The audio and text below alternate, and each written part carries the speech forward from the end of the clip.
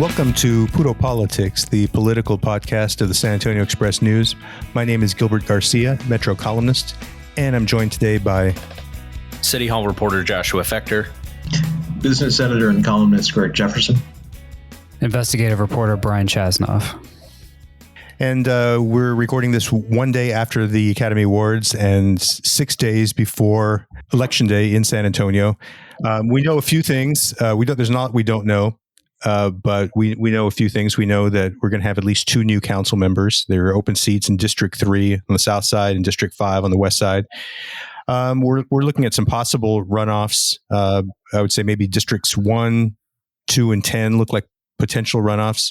But there, there's a lot we don't know. I mean, I wanted to ask you, Josh. You've been covering these races really closely.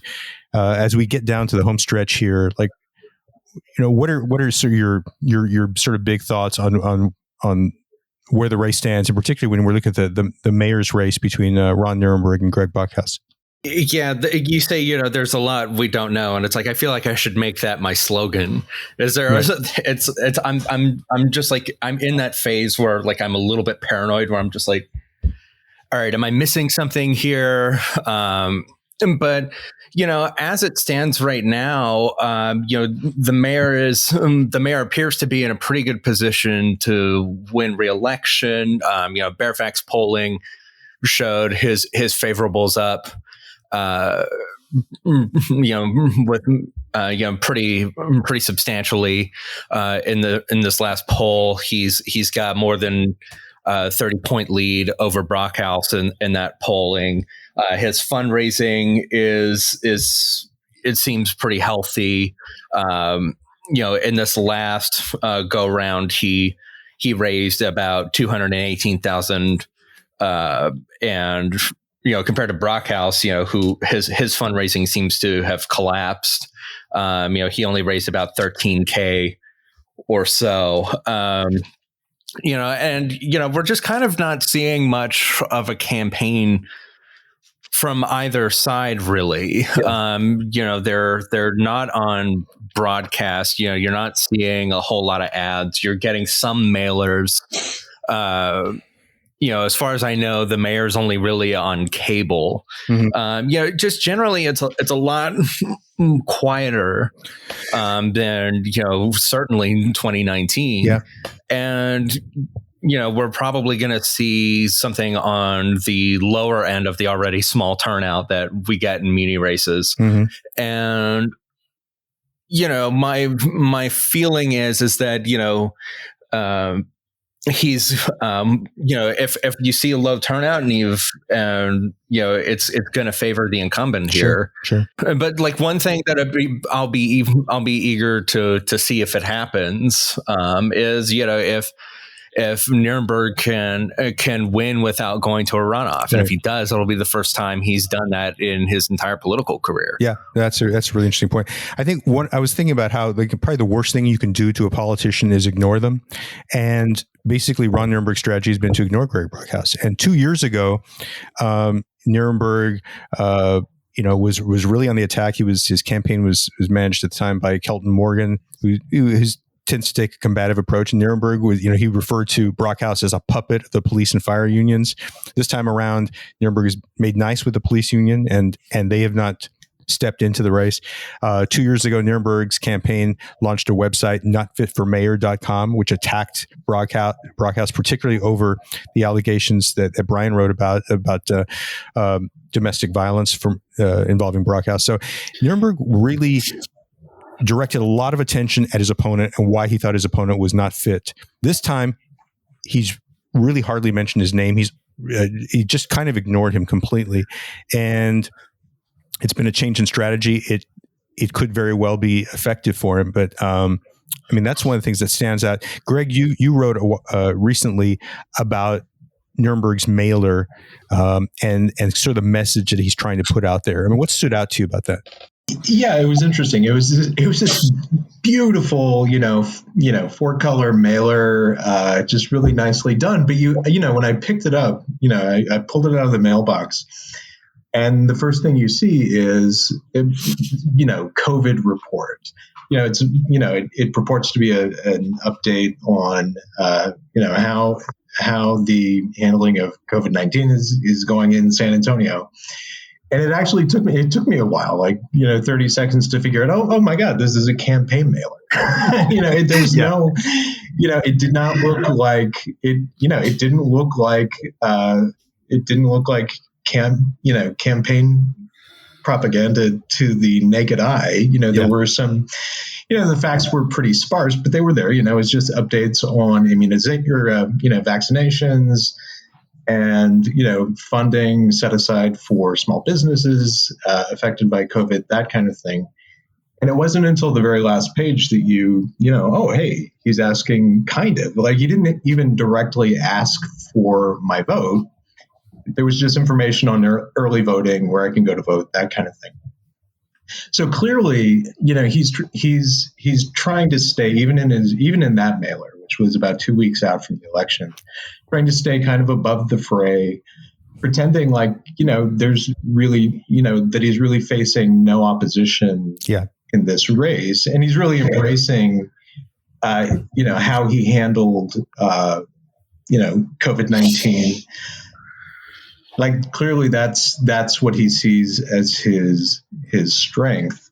And it reminds me a lot of Phil Hardberger's reelection campaign in 2007. I mean, he had, I think half a dozen opponents, and he just ignored them all. And his messaging was similar to Nirenberg's. He would talk about the city was seeking in that particular election, in addition to the mayor's re-election, Hardberger was pushing, I think it was the biggest bond package to date. And that's where he put all of his energy. He was campaigning for the bond election, not so much for the mayor's race. And this feels very similar. Yeah, it's interesting. He's just completely ignoring running the statesman-like approach versus the politician. 2 years ago, Nirenberg's his big message was the economy is booming, crime is down. This time, he's acknowledging we got knocked down. But the test is really how you come back. So we're coming back strong, and I'm the person that you can trust to lead the comeback. And he has one mailer that he has says San Antonio's economic comeback, 5 steps that laid the foundation. And so he goes step by step, controlling the pandemic and, immediate job investment, so on and so on. So that's the thing. He's saying, we've been through a tough time, but he's turning, what could be a negative, which is people saying, man, this has been a really bad year in San Antonio, to saying, he's flipping that message to saying, I'm the person that you can trust to lead you out of this. Brian, I was wondering, what stands out to you when you look at what we're seeing with this election cycle versus, say, 2 years ago or some of the other previous ones you've covered?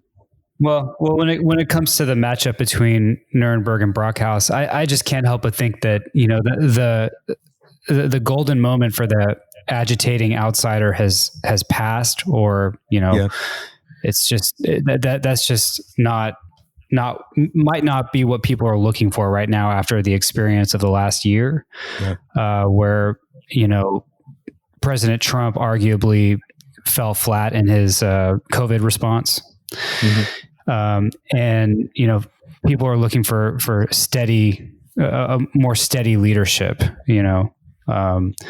and Brockhouse really did represent the outsider, even though he was on council when he ran for mayor a couple years ago. He took pains to frame himself as someone who, even when he voted for measures on city council, he still argued against them.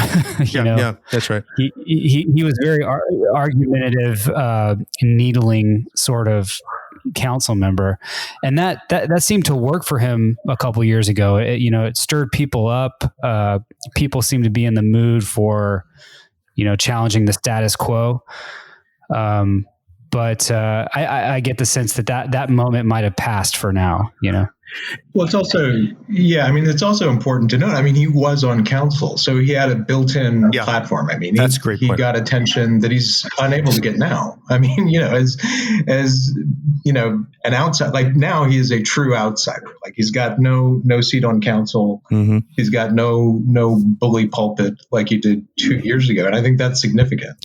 And maybe he underestimated what that would mean for his campaign to not have that kind of platform to speak from, and to also not have kind of that wave, Brian, that you kind of alluded to. Like, does Brockhouse need sort of a wave of anti-City Hall sentiment to sort of ride on?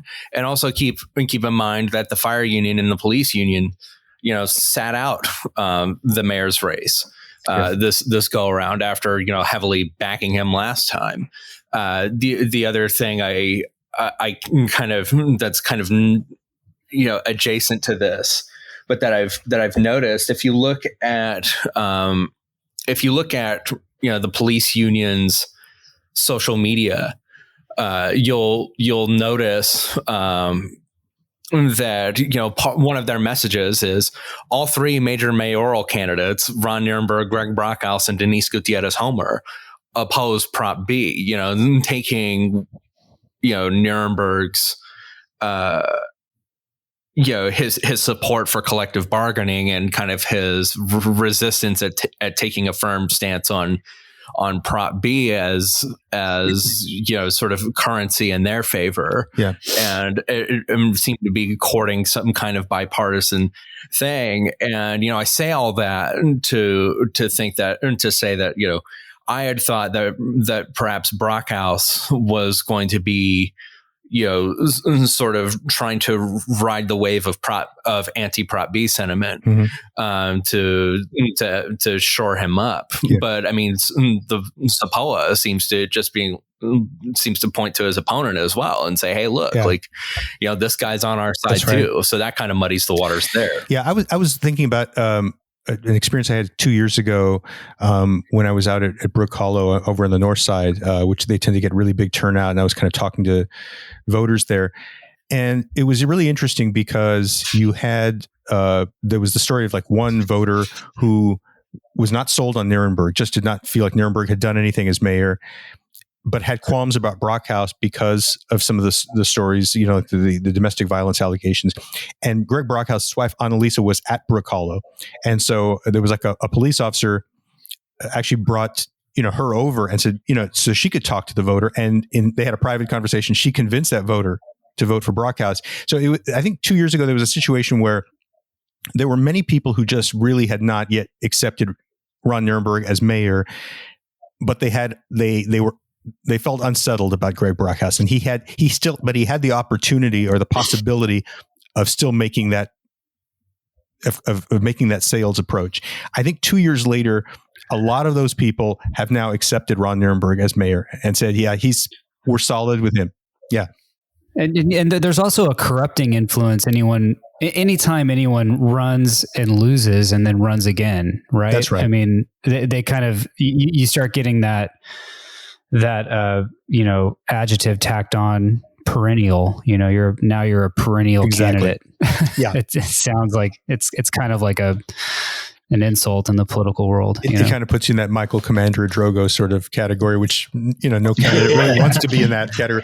I wanted to talk a little bit about Proposition B. You've had Fix SAPD, the organization that has this on the ballot, which would repeal collective bargaining for the local police union, and would theoretically give more leverage to the city and make possible, increase the possibility that we might have a negotiation that would produce police reform. This mailer that I've gotten from Fix SAPD includes a photo of Julian Castro, who has come out in favor of Proposition B, and saying that this is necessary to be able to get good faith negotiations with the union. It makes the point too, because the argument has been, the anti-Proposition B argument has been that they're trying to defund the police. So at the very top it says, this is not defund, this is about accountability. And then they point to some examples of bad apples, so-called bad apples in the police department. And the first one you see is Officer Matthew Luck Hearst, who people will remember offered a feces sandwich to a homeless individual. And they point out that through arbitration, he was able to get his job back. So this is the argument here that they're making. It's about accountability. The interesting thing to me, I live in District 10 on the north side, and Clayton Perry, the incumbent, has been featuring mailers with a photo of a police officer. And he's saying, Clayton Perry stands by law enforcement. And so he's holding himself up as, I'm going to defend our city against the defund the police effort. His chief opponent, Ezra Johnson, also supports keeping collective bargaining. He does not support Proposition B, but that has been the big argument from him. And I have to mention too, Ezra Johnson's his mailer that's come out recently, which features a quote. It's actually a quote from Ann Richards quoting former U.S. House Speaker Sam Rayburn. And it says, any jackass can kick down a barn, but it takes a carpenter to build one. So Ezra Johnson's argument is basically that Clayton Perry is just a guy who he's the jackass who kicks down a barn, but he doesn't actually ever build anything. And I'm going to be the person who's going to build something. So we're going to see what happens in District 10. I mean, one of the things that the elements in this campaign that can get overlooked a little bit is the gradually changing, election map in San Antonio and sort of the landscape in San Antonio. The District 10, a longtime conservative district, voted for Joe Biden in 2020 and for Beto O'Rourke in 2018 by close margins, but it has been moving in that direction. And, that's what I think that's what we're going to see in District 10. Well, the thing to keep in mind with D10, they go for Biden in November, but they go Republican in every other down ballot race too. So it's like it's in this weird spot where like you look at there's this feeling out there, that D10 is changing on the Northeast side, that, it's, younger folks are moving in there. But the people who turn out pretty conservative. I mean, that's the area that still that Steve Allison represents. It's Strauss, it's former House Speaker Joe Strauss's country. Chip Roy, it's Chip Roy is over there. Trish DeBerry on in precinct 3. So I mean, it's still pretty solidly Republican outside of a couple of instances. Yeah, it just depends on who turns out. I mean, I think that there has been a movement happening there, but that's going to be really interesting to see what happens. I wanted to talk a little bit about Proposition A. We've talked so much about Proposition B. Proposition A is the proposed charter amendment that would sort of expand the range of potential bond programs. I mean, it would basically change the language of the charter, so we could go from just having public works, which would be streets, drainage, sidewalks, that sort of thing, to quote unquote permanent public improvements. And this one is interesting because I sense that there's some discomfort on both the left and the right. You had Ana Sandoval on the left in the council saying that the language was so broad, and I think there was some worry that a lot of money could end up going to developers. When I think the real intent has been to try to increase affordable housing, but there's a concern that it's just too open ended. On the right, you've had the Bexar County Republican Party blasting this, saying this is going to take money away in the bond from the basic services that we need, and it's going to put money into all these sort of these other sort of left wing sort of agenda items. So, Greg, I'm curious to what you make of this. I mean, getting back to the District 10 race, Clayton Perry mentioned that he's trying to protect his district from like big boondoggles. He doesn't mention Proposition A, but when I hear the word boondoggle, I tend to think that that's where he's coming from on that. I mean, what do you make of it? Well, I consider myself a pretty thoroughgoing moderate, but like the conservative crank in me, as small as he may be, kind of cries out at this. Like I really do. I feel like it is. I think I think it's completely legitimate to say this is too poorly defined to support. And it makes me wonder what the impact is going to be on future. If this were to pass, I mean, how much debt are we going to be willing to take on in addition to the basics? Before, general obligation bond financing pays for streets, libraries, senior centers, capital projects as we understand them. And we just don't understand, what new line of expense we're opening up with Proposition A. I mean, and so, okay, this will address affordable housing. What exactly does that mean? Are we, is this, will the city be acquiring, vacant lots and preparing them for, sale to developers? And, that can be definitely a messy process to watchdog that. I mean, there's all kinds of opportunity for malfeasance. I mean, a lot of, crazy corrupt stuff is possible. There's that potential when you get the city involved in, preparing lots and selling them to developers. Or is this going to be, can this money be used to close the city's digital divide? And if so, okay, well, what does that mean? How much expense are we talking? Yeah. We just don't know. Yeah, because of our fiscal situation, we're hearing that this is going to be a smaller bond than the last one or than the recent ones have been. So the pie is going to be smaller to begin with, and part of that is going to be going to some things that are outside of the normal scope of the bond if this passes. So yeah, I think that Proposition A has been lost a little bit in this in this year's election race, because there are some big implications in this. But I think that so much focus has been on Proposition B and where we're going with policing in the city that it's been overlooked a little bit. The last thing I want go ahead. Sorry. Well, one thing I wanted to bring up in response to something, Greg said, which was basically like, what is the city looking to sort of do with this money on the housing front? What does it mean that, when they say this is going to be for affordable housing? And it's like, to speak to sort of the more ill-defined nature of this, they're still working on the definition of what affordable housing means for San Antonio. They've had this 2-year-long process to figure that out. So that wasn't in place before this wound up being on the ballot.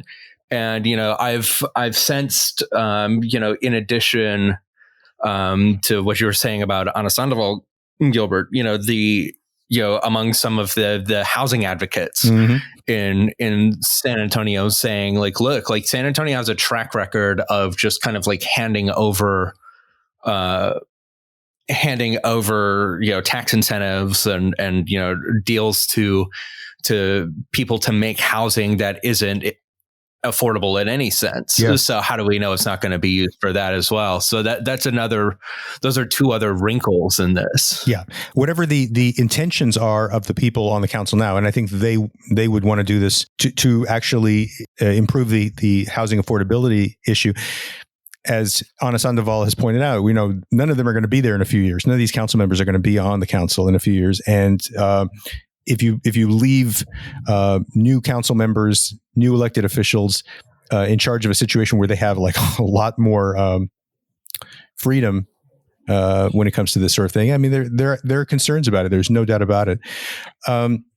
Before we wrap things up, I wanted to sort of acknowledge I guess you'd call this a profile and courage when it comes to political action from one of our San Antonio-based elected officials. As many of you know, there's been an ongoing debate in this state over the expansion of Medicaid. Medicaid expansion was part of the Affordable Care Act passed in 2010. Because it is so associated with former President Barack Obama. Republicans in many red states resisted expanding Medicaid, even though it meant that the government was going to pick up 90% of the tab. But increasingly over years, you've seen more red states adopt it just because it makes sense when it comes to insuring the people of your state and having getting those federal dollars back to your state. And there are only 12 states now that have not expanded Medicaid, Texas being one of them. We have the highest uninsured rate in the nation. Pre-pandemic, it was 18.4%, more than 5 million Texans. And Medicaid expansion could provide insurance to roughly about a fourth of them. We're looking at probably about 1.4 million, and we get billions of dollars in federal help for this. So it's a no-brainer, really, but it's politically fraught because both Governor Greg Abbott and Lieutenant Governor Dan Patrick and others in the Republican Party in Texas so adamantly fought against the Affordable Care Act, and they don't want to acknowledge that it's done anything positive. So you had a bill from House Democrat Julie Johnson that would offer a Medicaid expansion plan. It had not gotten a hearing in committee, and because there was concern about that, Texas Representative Garnett Coleman introduced an amendment into the budget, which was going to go to the House floor last week. And this budget amendment would basically allow the state to broker with the federal government on a plan to expand Medicaid. And he was very careful about using the term Medicaid expansion, kind of avoided using that, and said that Texas could do what some other states have done and work out an alternative plan. It wouldn't have to be traditional Medicaid. It could be some kind of Texas-centric plan, but it would allow the state to get that federal money and to insure more people. Julie Johnson's bill had gotten, there had been 9 Republicans in the House who had signed on for it. So it looked like it had majority support. When Garnett Coleman's amendment came to the House floor for a vote, only one Republican in the entire Texas House voted for it. And his amendment failed 80-68. The one Republican in the entire Texas House who voted for it was San Antonio's Lyle Larson. The other Republican from San Antonio in the Texas House, Steve Allison, had signed on to Julie Johnson's bill, but did not vote for Garnett Coleman's amendment. Basically, if the Republicans who had supported Julie Johnson's bill had voted as they had indicated, this could have passed and made it to the Senate. And it would have had a tough time in the Senate, no doubt. But I think I wanted to commend State Representative Lyle Larson for doing what I think is just an obvious positive thing for the state of Texas. But very few Republicans in the state have been willing to do it because, like I said, of partisan gamesmanship. So forgive me for getting on the soapbox there, but I just, we talk a lot about politics, and it's not often that we commend someone who does the right thing in the face of political, all the sort of political calculation would have told him not to do this, not to vote for this, but he did anyway. And so I think it was the right thing. And we're in a situation where we don't know when or if Medicaid expansion will come to Texas, but I do think it's worth commending Lyle Larson for his vote on that. We're going to wrap things up. Hope you all get a chance to vote. Hope everyone's doing well, and we'll be back next week with our post-election wrap up. Thank you.